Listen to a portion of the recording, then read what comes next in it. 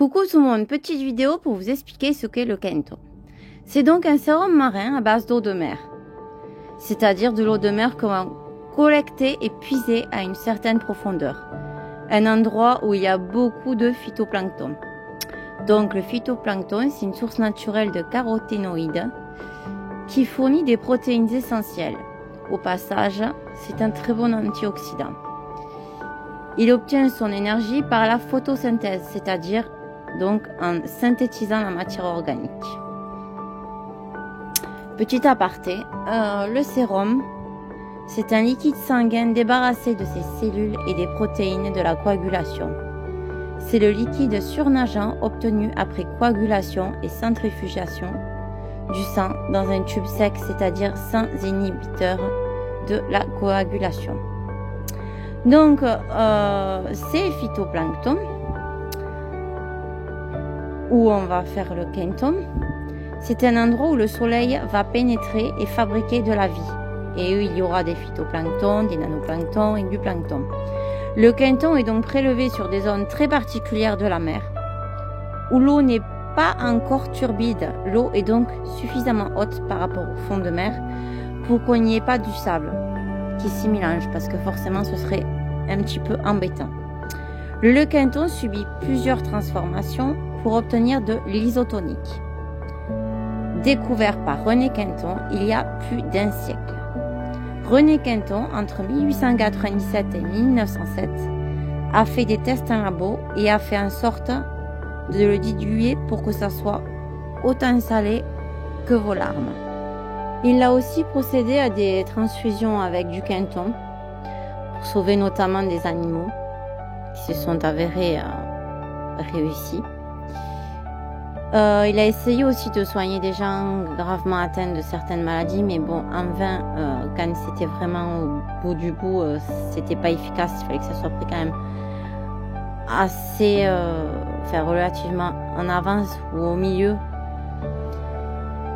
Il va ouvrir quand même des dispensaires, et va sauver des bébés de diarrhée aiguë et donc de déshydratation.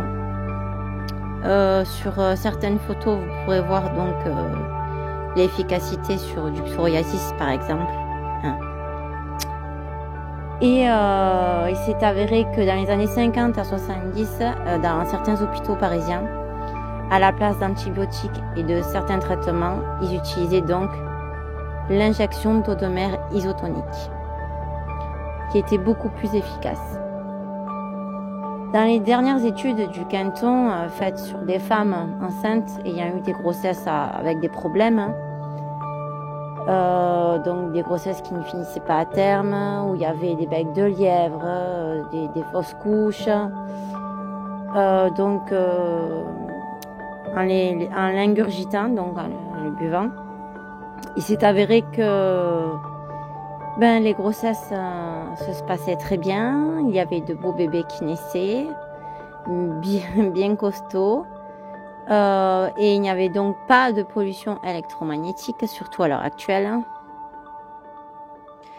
Et pour les 3 derniers mois, le Quinton, c'est tous les oligo-éléments qui sont pris quand on le boit.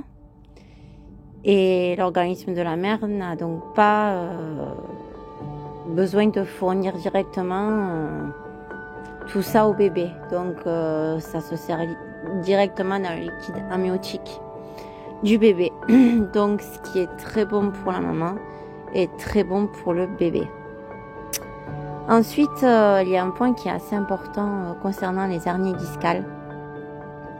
Beaucoup de gens subissent des chirurgies. Il vaut mieux l'éviter car du coup ça déstabilise toute la colonne. Après, il y a d'autres interventions qui viennent. Et il a été utilisé donc l'hydrotomie percutanée, donc par injection. Et donc irriguer le cartilage, mettre du Quinton isotonique à cet endroit-là. Et le cartilage va faire comme une éponge et regonfler et retrouver sa souplesse et son volume. Voire même restaurer le cartilage.